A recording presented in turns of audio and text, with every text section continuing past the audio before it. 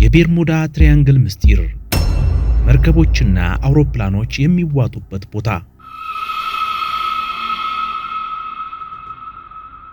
አትላንቲክ ውቅያኖስ ላይ የምትገኘውና የዲያብሎስ ባህር የሚል ቅጽል ስም ያላት የቤርሙዳ ትሪያንግል የብዙ ዘመን እንቆቅልሽ ነች። ይህች ቦታ በድንበሯ ውስጥ የሚገቡ በመቶዎች የሚቆጠሩ መርከቦችና አውሮፕላኖች ምንም አይነት አሻራ ሳይተዉ የጠፉባት አደገኛ ምስጢር ናት። በዚህ ፕሮግራማችን ውስጥ የቤርሙዳ ትሪያንግልን አስፈሪ ታሪኮች በጥልቀት እንመረምራለን። በቅጽበት ከምድረ ገጽ የጠፉ ታላላቅ መርከቦች እውነተኛ ታሪኮች፣ የጠፉ በረራ 19 5 የአሜሪካ ጦር አውሮፕላኖች በአንድ ላይ የጠፉበት አሰቃቂና ምስጢራዊ ክስተትን እንፈትሻለን። እነዚህ ሁሉ አደጋዎች የባህር ላይ ተረት ናቸው ወይስ ከምድራዊ ሕጎች ውጪ የሆነ ኃይል አለ? በአስደሳች እይታዎችና ያልተሰሙ ታሪኮች የታጨቀውን ይህንን ፕሮግራም እስከ መጨረሻ ይከታተሉ። ምናልባት የዚህን አስፈሪ ቦታ ምስጢር አብረን የምንፈታ ይሆናል። ለቻናላችን አዲስ የሆናችሁ ቻናላችንን ሰብስክራይብ በማድረግ እንዲሁም የደውል ምልክቷን በመጫን ቤተሰብ ይሁኑ።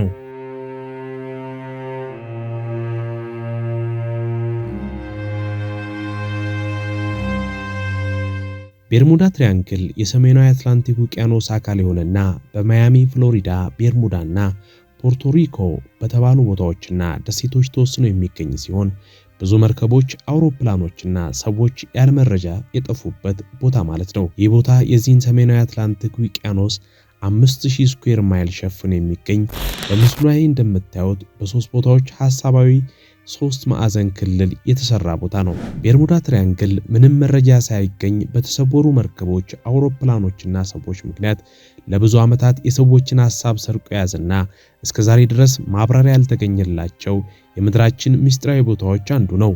ቤርሙዳ ትሪያንግል የሰይጣን ትሪያንግል፣ የሞት ትሪያንግል እና የአትላንቲክ መቃብር በመባል ይታወቃል። ቤርሙዳ ትሪያንግል የሚለውን ቦታ ለመጀመሪያ ጊዜ ሐሳቡን ሰው እንዲረዳው ያደረገው ኤድዋርድ ቫን ዊንክል ጆንስ በክልሉ ስለጠፉ መርከቦችና አውሮፕላኖች በ1950ዎቹ ለአሶሺየትድ ፕሬስ በጻፈው ጽሑፍ ላይ ነበር። ከዛም ቤርሙዳ ትሪያንግል የሚለውን ይህንን ስም በ1964 ዓ.ም ሴንተር ጋዲስ የተባለ ጸሐፊ ፐልፕ የተባለ መጽሔት ላይ በህትመት መልክ ዘ ዴድሊ ቤርሙዳ ትሪያንግል በሚል ርዕስ አሳወቀው።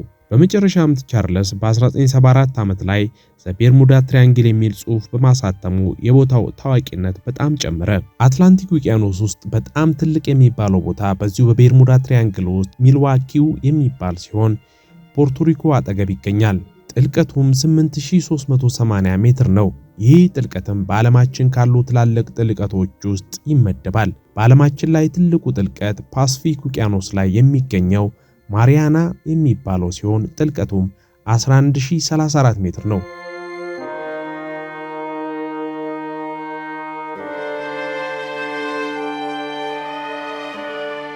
የቤርሙዳ አካባቢን አደናጋሪ ነገር ለመጀመሪያ ጊዜ አየ የተባለው የክሪስቶፈር ኮሎምቦስ በጥቅምት 11 ቀን 1492 ባደረገው የመጀመሪያ ጉዞ ወቅት ነበር። በዚህ ዕለት ኮሎምበስና አብረውት የነበሩት ሰዎች ምንነቱ ያልታወቀ ብርሃን በሳርጋሶ ባህር ላይ ማየታቸው ሲመዘገብ አቅጣጫ መቆጣጠሪያ መሳሪያዎቹ ወይም ኮምፓሶች አልሰራ እያሉት መቸገሩን ያሉት ሰነዶች ያሳያሉ።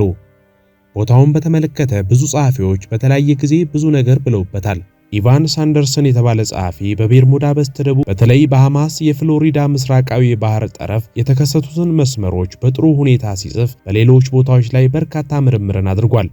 እንዲሁም ዴል ትሪለር የተባለ ጸሐፊ ደግሞ ቤርሙዳ አካባቢ ባሉ ቦታዎች አውሮፕላኖች ያለምንም ፍንጭ ስለመሰወራቸው ጽፏል። ቲትለር ሌላ ያነሳው አብይ ጉዳይ አብዛኞቹ የጠፉት አውሮፕላኖች በቀን ብርሃን መሆኑ ነው። ሮበርት በርገስ የተባለ ተመራማሪ ደግሞ በእነዚህ አስገራሚ የመሰወር ክስተቶች ከእድል ሌላ ላቅ ያለ ነገር አለ ለማለት የሚያስችል በቂ ምክንያት አለ ብሏል። በቤርሙዳ ትሪያንግል ብዙ ለቁጥር የሚታክቱ አውሮፕላኖች እንዲሁም መርከቦች፣ የተለያዩ ሰዎች የውሃ ሽታ ሆነው ቀርተዋል። በቤርሙዳ ያጋጠሙ እጅግ ያልተለመዱ እንግዳ ነገሮች። ስለ ቤርሙዳ ትሪያንግል ተጨማሪ ሐሳቦችን ከማንሳታችን በፊት ተመልካቾቻችን ስለ ቦታው ትክክለኛ ግንዛቤ እንዲኖራቸው ከተለመደው ነባራዊ ዓለም አሰራር ወጣ ያሉትን ገጠመኞች እናንሳ። የመጀመሪያው በቤርሙዳ ትሪያንግል ከተሰወሩ መርከቦችና አውሮፕላኖች አንድም የመርከብ ወይም የአውሮፕላን ስብርባሪ አለመገኘቱ ነው። አንዳንዶቹ አብራሪዎች ደግሞ እስካሁን ፍቺ ያልተገኘለት መልእክትን ማስተላለፋቸው ቦታው እንቆቅልሽ አድርጎታል። ሌላው ለየት ያለው ነገር ደግሞ ጥርት ባለና ደመና በሌለበት ቀን ሰማዩ ቢጫና ደመናማ ነው ብለው ሪፖርት ያቀረቡ ሲኖሩ፣ ሌሎች ደግሞ ጸጥተኛ የነበረ ውቅያኖስ የተለመደ መልኩን አለመያዙን ተናግረዋል። ግራ የሚያጋባው ግን መልእክት አስተላላፊዎቹ ማብራሪያ ሳይሰጡና ምንም እንደሆኑ ሳያሳውቁ ይሰወራሉ። በጣም እንግዳ የሆነው ነገር ደግሞ ይህ ነው።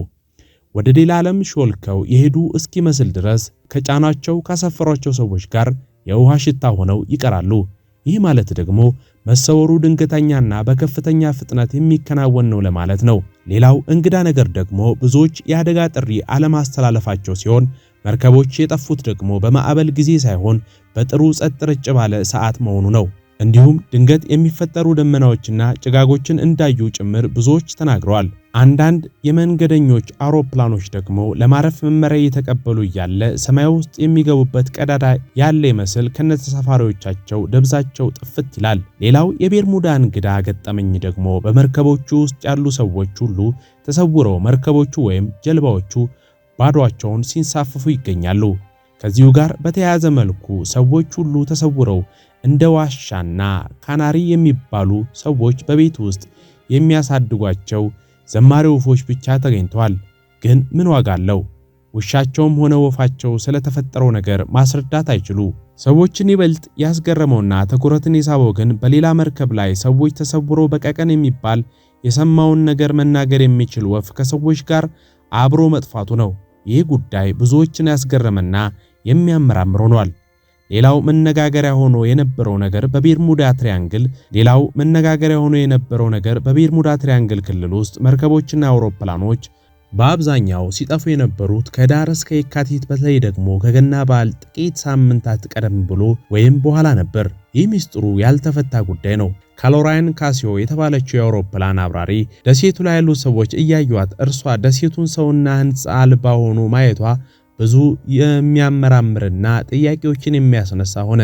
በቤርሙዳ ትሪያንግል ልክ ሊሰወሩ ሲሉ ያስተላለፏቸው የመጨረሻ ቃላቶች የቤርሙዳን ምስጢር ለመፍታት ሲታሰብ መነሻ ሐሳብ ሊሆኑ የሚችሉ ተብለው ከሚታሰቡ ነገሮች ውስጥ የመርከብ ሊቀ ሐመር ካፒቴን ሆነው የአውሮፕላን አብራሪዎች ልክ ከመሰወራቸው ጥቂት ሴኮንዶች ውስጥ የሚናገሯቸው የመጨረሻ ቃላት ትልቅ ትርጉም የሚሰጧቸውና በጥልቀት መመርመር ያለባቸው ነገሮች ናቸው።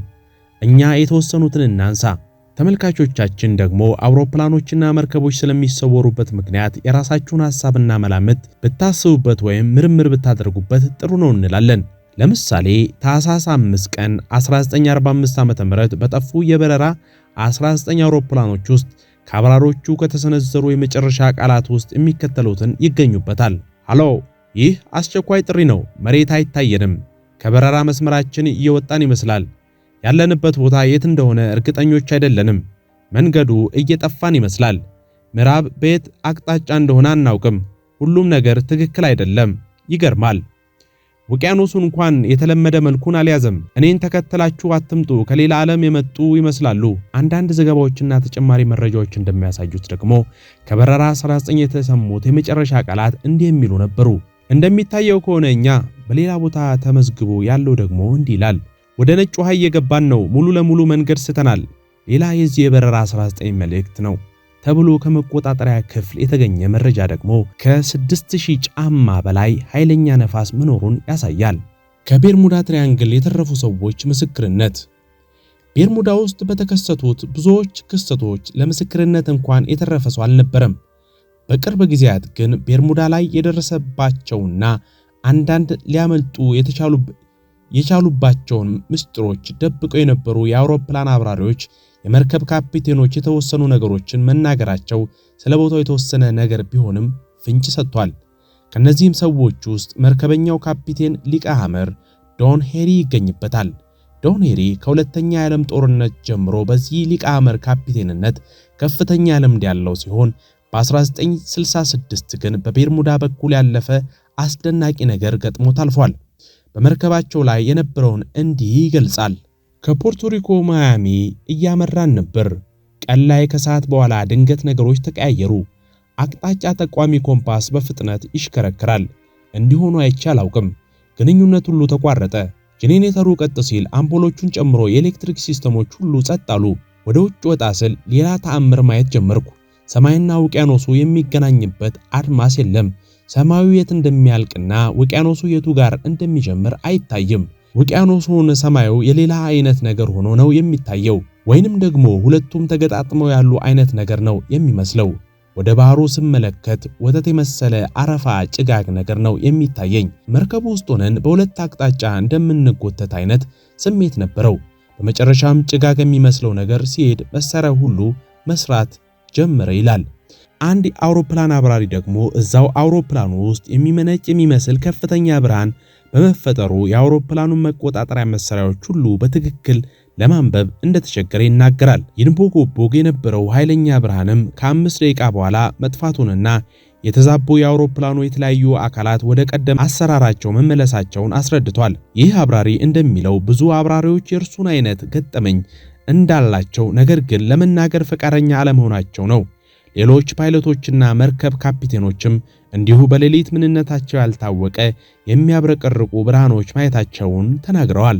ይህ ነገር ቤርሙዳ ላይ ብቻ ነው የሚፈጸመው? የባለፉት 100 ዓመታት ብቻ ቢታሰቡ በቤርሙዳ ትሪያንግል ክልል ውስጥ ከ75 በላይ አውሮፕላኖች፣ በመቶዎች የሚቆጠሩ መርከቦችና ጀልባዎች እንዲሁም ከ1000 በላይ ሰዎች ምን እንደገጠማቸው ሳይታወቅ ደብዛቸው እንደጠፋ ያሉት መረጃዎች ያመለክታሉ። ሆኖም ግን የመሰወር ገጠመኝ የሚፈጠረው ቤርሙዳ ላይ ብቻ ነው ተብሎ ቢጠየቅ መልሱ መረጃዎች የሚያሳዩት እንደ ቤርሙዳ ባይሆኑም ሌሎች ቦታዎችም አሉ የሚል ነው። በዓለማችን ላይ እንግዳ የሆኑ ክስተቶች የሚፈጸምባቸው ከሌሎች ቦታዎች ለየት ያሉ ስፍራዎች የት ይገኛሉ ብንል እነዚህም ቦታዎች በቤርሙዳ ትሪያንግል ጨምሮ 12 ሲሆኑ ስኮትላንዳዊ ኢቫንስ አንደርሰን ቫይል ቮርቲስ ብሏቸዋል። ይህ ኢቫንስ አንደርሰን በ1972 ሳካ በሚል መጽሔት ላይ በዓለማችን ላይ ያሉ 12ቱ የሰይጣን የመቃብር ቦታዎች በሚል ርዕስ ስራዎቹን ያሳተመ ሲሆን ማብራሪያ ያልተገኘላቸውን ነገሮች የሚመረምር የሚል ማህበር መስርቷል። እንደ ሳንደርሰን ሐሳብ እነዚህ 12ቱ ቦታዎች ከምድር ወገብ በሰሜናዊ ክልል 6 በደቡባዊ ክፍል 6 አሉ። ከ12ቱ አንዱ ሰሜን ዋልታ ላይ፣ አንዱ ደግሞ ደቡብ ዋልታ ላይ ይገኛል። የቀሩት 10 ደግሞ ስርጭታቸው 5ቱ ከምድር ወገብ ሰሜናዊ የዓለማችን ክፍል ላይ በአንድ ኬንትሮስ መስመር ላይ እኩል በሆነ በየ72 ዲግሪ ርቀት ላይ ሲገኙ የርቀቱ 5ቱም እንዲሁ ከምድር ወገብ ደቡባዊ የዓለማችን ክፍል ላይ በየ72 ዲግሪ ርቀት ላይ በአንድ ኬንትሮስ መስመር ላይ ይገኛሉ። ከነዚህም 12 ቦታዎች ውስጥ በጣም ታዋቂና እንግዳ ነገሮች የሚበዙበት ቦታ ቤርሙዳ ትሪያንግል ነው እንደ ሳንደርሰን አባባል። ሳንደርሰን እነዚህ 12ቱ ቦታዎች በዓለማችን ላይ ድንገት ለሚሰወሩ ነገሮች ምክንያት ሲሆኑ ድንገት ለሚፈጠሩ የብርሃን ምንጮች እንዲሁም ያልታወቁ በራሪ አካላት ወይም ዩፎ ምክንያት ናቸው ብሏል። የተከበራችሁ ተመልካቾቻችን ስለ ቤርሙዳ ትሪያንግል የተለያዩ ዓለም አቀፍ መረጃዎች እንዲሁም መጽሐፎችን አገላብጠን ያቀረብንላችሁ መርሃ ግብር ይህን ይመስላል። እንዲሁም ስለ ቤርሙዳ ትሪያንግል ሌሎች መረጃዎችን ስናገኝ ወደ እናንተ መርሃ ግብራት አሰናድተን የምንመጣ መሆኑን ከወዲሁ እንገልጻለን። ለቻናላችን አዲስ ከሆናችሁ ቻናላችንን ሰብስክራይብ በማድረግ እንዲሁም የደወል ምልክቷን በመጫን ቤተሰብ ይሁኑ። በሌሎች መረጃዎች በሌሎች ፕሮግራሞች እስክንገናኝ ቸር ሰንብቱ።